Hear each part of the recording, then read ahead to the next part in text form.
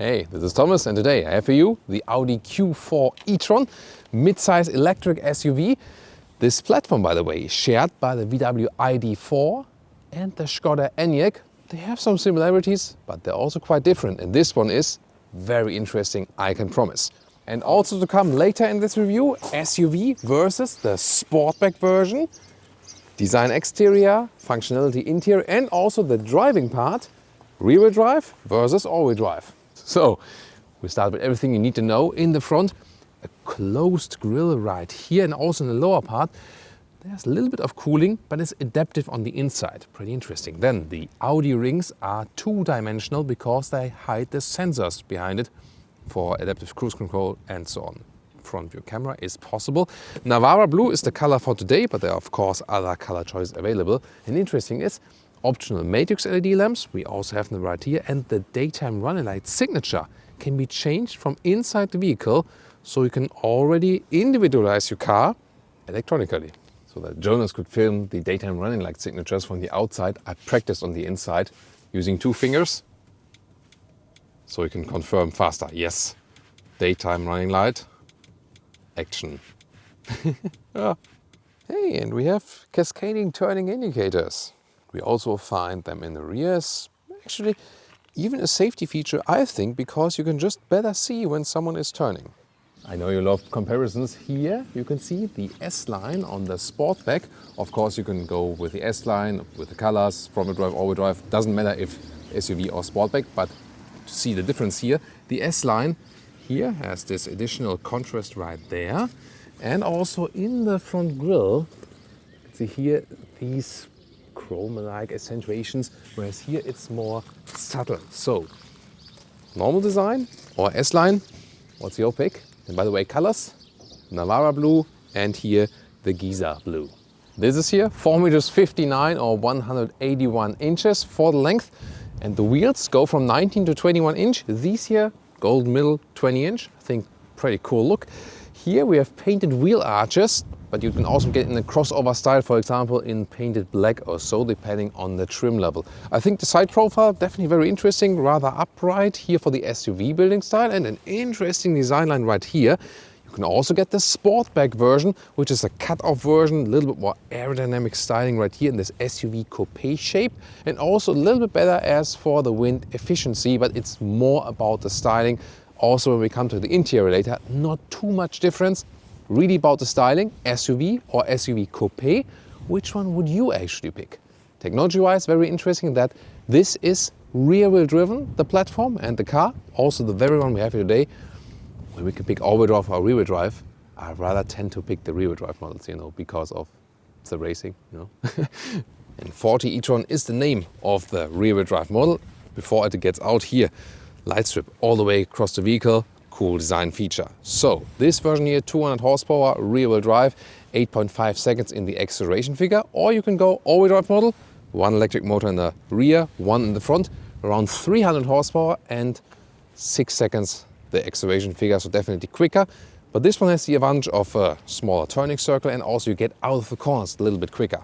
Battery sizes, either a small one, 52 kilowatt hours net, or this one here today, 77 kilowatt hours net, and then a projected range around about 400 kilometers or 250 miles. You will need that.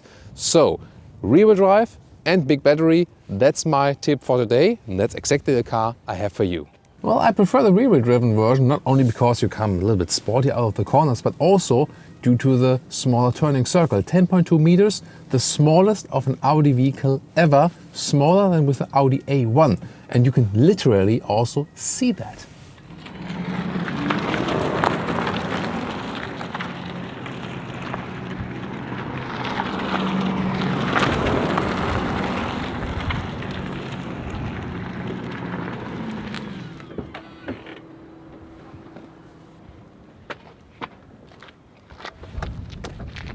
Disc brakes in the front and drum brakes in the rear. Same for the Enyaq and also the ID.4. And you might think, oh, well, it's 2021, drum brakes in the rear. What's that? Cost saving and so on. Well, it also has an advantage because there's then less corrosion for the disc brakes. The electric vehicles hardly ever use the rear brakes because of the recuperation. So I think actually it's a clever choice to go for drum brakes in the rear. Here now, the comparison SUV versus the Sportback. You can see here the roofline is falling right there.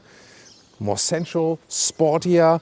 I think it's really well done. So at first I was thinking, more SUV, but the more I see the Sportback, yeah, I really fall in love with the coupe design right here.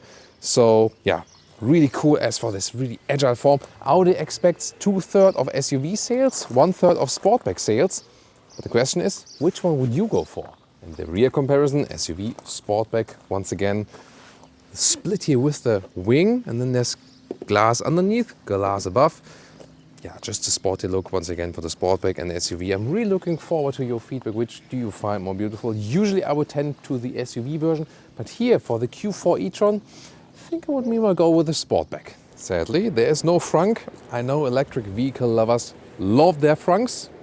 You don't have anyone here, but it's also built in Germany, by the way, in that Zwickau plant, just where the ID.4 is being built. And recharging, 11 kilowatt AC for the bigger battery and 125 kilowatt DC. Not too much actually. And the smaller battery, but not too many people will go for the smaller battery. It's even a little bit slower in the figures. Just to mention, there will also be an entry-level version, by the way, with 170 horsepower for the small battery version. And standard suspension will just be a normal one. And then option you can go for sport suspension or, which we have today, the adaptive suspension, which is giving you the best comfort and also more variety between sportiness and rather soft feeling. Now, towards the interior, there's the key. Simple, straightforward, nice. Then, door closing sound. Top notch, like that. And inside of the doors is somewhat just soft on the top part, not too soft, not entirely hard. And this is then entirely hard, and this again soft. So not too happy with the inside of the doors. That could be better. But here the door handles, they're actually quite cool. And also the buttons we have here, click, click. Nice clicking sounds. And the bottles here, top part and lower part. So 2 spaces for bottles, for water bottles. That's actually quite nice. In the interior right here, this new steering wheel, there's also a different one available, but this one is the shiny steering wheel because it has these flat ends, and it's really good to grab it also here on the top part when you are in a like sharp corner or something in the city. So it's really nice visually and also to handle it. However, here not too happy with the 2D Audi rings. It is some part is real metal in there, but it's it's just 2-dimensional, and I like it when it's 3-dimensional. Then look at that. The capacitive buttons on the steering wheel. You can slide or click. Also has good clicking sound, and 4 capacitive solutions. It's cool, but again, single individual buttons were just better. Everyone agrees to that. Don't you as well? Then seats, either normal seat or a sport seat, and different services available. There are 2 different fabric seats available if you want to keep it animal free. Here, this is the mainly leatherette seat, so mainly animal free, but just here, the inside bolsters here on the lower part, this is then from animal origin, so not quite consistent. The same with the Dynamica seat. Dynamica then on the inside, so a microfiber material, and then just the outside bolsters, some animal parts. At least they're moving in the right direction, even if they're not as consistent as, for example, Tesla or also the ID.4, from Volkswagen, the sibling here, is a little bit more consistent in these choices. And what else is good? They use recycling share, already here, for example, also with the microfiber seat, and even more so in the fabric seat. So they're also putting more recycling share and also more renewable energy production, for example, in the plant where this car is being produced. So steering wheel here, up and down, in and out. That's good. The Audi virtual cockpit here in this vehicle is smaller, you can see, than we used to know. Yeah, I mean, it looks cool, but we just know the 12.3 inch, which is a little bit wider. That makes a better impression. But at least this one here, I think is way cooler than the one we see in the ID.4, this really tiny thing, And we'll soon also have a head-up display special, which is quite impressive. Seat ergonomics is actually decent. Electric control, and you have a good upright seating position, some SUV feeling, not as high as you might know from an Audi Q5. This one then rather goes like SUV crossover direction seating wise, I think. Of course, you can put the seat a little bit higher. Best seating comfort will be with the fabric seats because it adapts to the body a little bit better. But overall, interesting seating position, really long here from the front hood, rather panoramic atmosphere, but definitely you feel at home here. And to me, the most important thing is you have one very crucial difference to the ID4 coming up right now. And here we are with the interior overview. Left side, these 10.25-inch instruments, talked about them. On the right side, either 10.1 or this one here, 11.6. This is the bigger one. And we know this basic manual structure like this, so rather keep it with that. That's also easy. We know it from Audi, and then you can control everything here. For example, the car function, lights and vision. That's where I actually picked the exterior lighting, and here with a digital light signature. That was quite funny, definitely.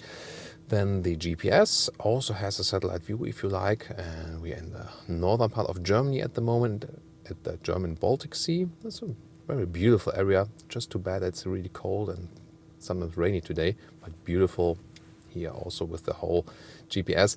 And you see the software is also with the CPU in the background. It's fast enough. That's definitely better also than with the ID4. And optional Sonos sound system. First time they work together with Sonos, and wow, the sound is superb, really amazing. Great depth of the sound. I can just recommend it, really cool. My favorite feature for today here, this matte wood insert. Just listen to this. Beautiful, and it doesn't collect any fingerprints. And it always feels kind of warm, maybe also because of the heat of the infotainment system. So on cold days, yeah, that's awesome. Then, now my favorite feature in comparison to the ID4, climate control. First of all, click, click, click, Audi sound design for clicking buttons, and you can still manual control it while driving. That's so much easier than all the capacitive BS. Really good to have that here. That would be my number one reason to go for this one, not for the ID4 or the Skoda Enyaq. Then drive select in the lower part. This is not that easy to reach, but I can already tell you from driving, it doesn't have the biggest effect on driving, so rather leave it on the auto mode, and then you don't need that button anyway. This is here for the passenger to swipe the volume. Yeah, don't tell your passenger, just do it from your steering wheel.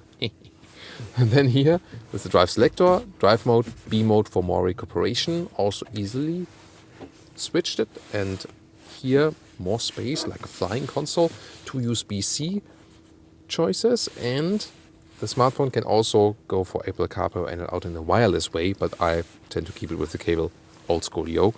Then adaptive cup holders, it's also good from build quality. And then we have this armrest right here, well attached. Can pull it longer and also more space underneath. And here in the optional head-up display you get a lot of information, current speed, allowed speed, and also here when you should lift your foot off the throttle already, for example, because here the roundabout is about to come. And of course, one of the best things it has to offer is actually the augmented reality function. And there you see them now. They are the arrows, and here, so the top part, the arrow shows me directly the first exit of the roundabout. Here we go. By the way, if you have the smaller 10.1-inch screen here, you just have bigger bezels. The screen is a little bit smaller then. However, same CPU, same software, just the screen size differs. Yeah, that's just Audi extra price policy. And this screen, the biggest one, is only available a couple of months after sales start of this vehicle. Time code, Thomas in the back seat. Check it out. Here, some soft touch right there, but once again, hard pack here at these doors. Yeah, but at least some Sonos speakers if you have that option. So you already can see a lot of space in the rear still. It's not the longest vehicle, but since it's the EV platform, no middle tunnel also, and a lot of space on the back seats. It's making actually a quite good impression. And legroom here when I'm driving with 186 or 6.1, sufficient headroom both front and the rear, and also legroom. So very well used this space here, and also quite comfortable to sit here. It's actually good. Also in the middle part, 2 USB-C chargers, 12-volt power supply, and a climate control.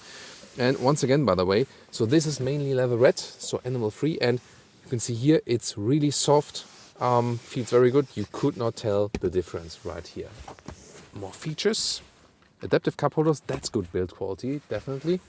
And then we can already fold the seats from here if you like. So is there any difference in headroom, SUV versus coupe? Let's check it out. Yeah, a little bit. So I have to now like squeeze my hand a little bit in. Yes. Yeah, indeed. So it was like this versus this approximately. So yeah, I mean it works still with 1.86 or 6.1. You can easily sit with tall adults. Here also in the rear of the coupe version of the Sportback. Yeah, just a little compromise, but once again, not much of a compromise. You can easily go for the Sportback, for the coupe, if you like the design better. And now the trunks, because we have both SUV and coupe directly next to each other, around 500 to 1,500 liters in the capacity. The coupe even has a little bit more, but you can hardly see a difference. And the good thing is, here usually the coupes are a little bit, smaller right here in this dimension, but it's not the case right here. You can see it's high enough. And when you directly switch here, coupe to the SUV, I mean, don't really see a big difference. Backpack, maybe pushing a little bit inside, and that's it. There's also this, nice net right here. You can secure things, and underneath there's a storage for your charging cable. And to fold the seats, you have to go around, and then you can also load the thing through. Yeah, just around the 1.80 meters then in the total length. But definitely, if you go for the SUV or the coupe, it's not design versus practicability. It's just design versus design.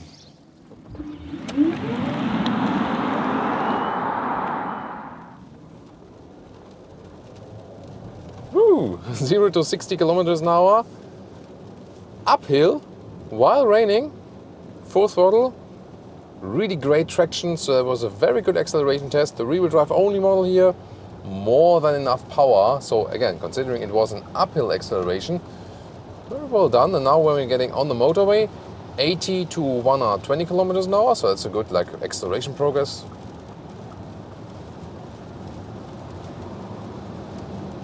Plop, here we go. So that's again reasonable. Around 8 seconds is the official acceleration figure, and 6 seconds something the all-wheel drive version. So it's 200 versus 300 horsepower. But here I really have to say, this horsepower output is actually enough. And I think it's still the best combination. Big battery, but the rear-wheel drive only version has the advantage. You have a more narrow turning circle. So the turning circle of this vehicle at 10.2 meters, that's a smaller turning circle than the Audi A1, the smallest turning circle in the Audi lineup. Definitely very interesting. And also very good here that it's raining at the moment. Not that it's pleasant outside, but we can even better test, the NVH. So what's the noise level and so on. Yeah, limited visibility. Thank you so much, Q4 e-tron. I didn't see it was limited visibility. Yeah, about that. So what my point is, noise insulation, superb. It's very silent in here, although it's raining cats and dogs outside. Yeah, we'll get a little bit lighter now here though. And also the rolling from the tires and so on, super silent in here. At the same time, steering, very precise, very sporty here with the flat top and bottom. So it feels very sporty. At the same time, it's a comfortable drive. You have a more or less upright seating position. So the ergonomics of the seats, also very good. So I'm really feeling at home here on the motorway, and I've driven to this test drive here in the Audi RS Q8, which is of course segment bigger, and that also offers good comfort, of course. But here, it's not that I would feel so much less comfort, although it's a little bit smaller, more in this mid-size segment here. So really, really happy that we have comfort, at the same time good sporty driving feelings. And it's good that the electric motors, the torque is instantaneously, it's directly there, and therefore it's still also suitable for the motorway journeys. If you want more power, then go for the all-wheel drive version, but for most cases this one here will also be just fine. And yeah, I really have to say I feel one with the vehicle. Some kind of traveling feeling because it's really long to the front windshield. That's great, creating definitely some traveling van style feel, so to speak. But again, due to the low center of gravity, batteries placed in the center of the vehicle, it feels very, very sporty. So on the outside, typical midsize SUV style. Okay, the Sportback looks a little bit sportier, but definitely once again, it drives sportier than it actually looks, and that's a lot of fun and still safe traveling here also in the rain. And that's only rear driven. It's actually no problem as long as you keep all the stability systems in place. It's no problem at all. And I mean that, you know, you can leave it in the auto mode. You can go efficiency, comfort, and dynamic in dynamic mode, for example. You have a little bit more throttle input, steering and so on. Everything reacts a little bit differently, but it doesn't make the biggest difference. So let's see, we drop a little bit speed in dynamic mode. Okay. And then let's see, comfort mode. It went back to the auto again, right? So wait a minute, comfort mode. Okay, got that. Now dynamic mode. Let's see the difference. Jonas? Not too much, right? Yeah, so that's probably more than with the petrol engines in general, because in the dynamic modes, they're going in a lower gear, for example. Some electric vehicles also vary the horsepower output over these driving modes, but here it didn't make a big difference, at least when we are already at speed. Might be a little bit different than when we start just from the get-go. As for the energy consumption, of course we have the acceleration included now, but a good average is some 17 kilowatt hours on 100 kilometers or 27 kilowatt hours on 100 miles. So that again confirms my prediction of around 400 kilometers or 250 miles of electric range. There's no other range for this vehicle here. And I think that's still quite reasonable, but also shows you have to go with the biggest battery with this vehicle, otherwise the range will, for a lot of use cases, be not enough. But as a traveling vehicle here, it's really very well done. Comparing it to the VW ID4, it definitely feels more premium, as we talked about in the interior. You know, I just love this matte wood area here we have in this trim. It also feels a little bit more sophisticated while driving. It feels to me also a little bit sportier.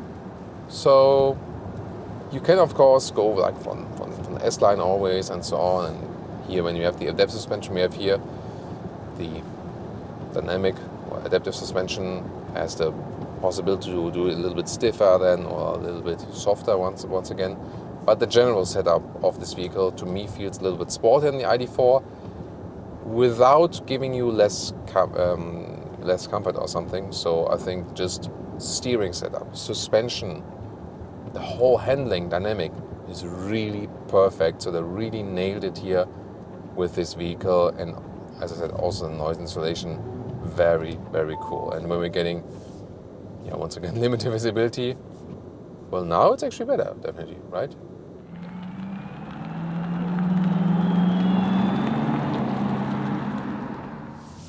Whee! Yeah, one more thing. First of all, once again, driving dynamics, also just from startup, really cool, so much fun. Didn't expect this vehicle to be so much fun. That's really cool.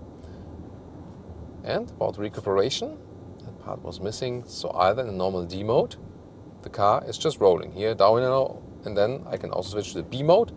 Then I'm not doing anything, more recuperation. And I would recommend using the B mode.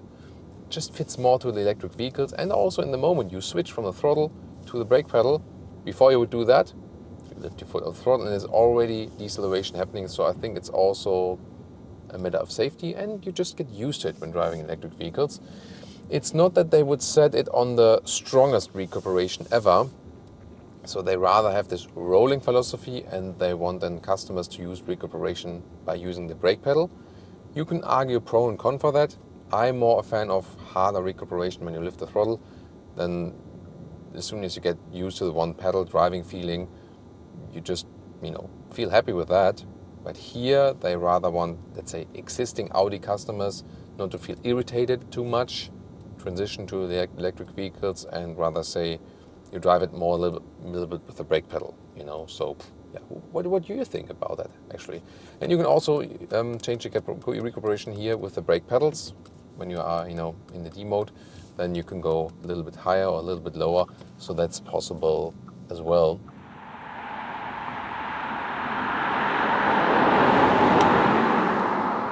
And now comparison with the all-wheel drive model, 300 horsepower, fast acceleration. Let's see how it goes.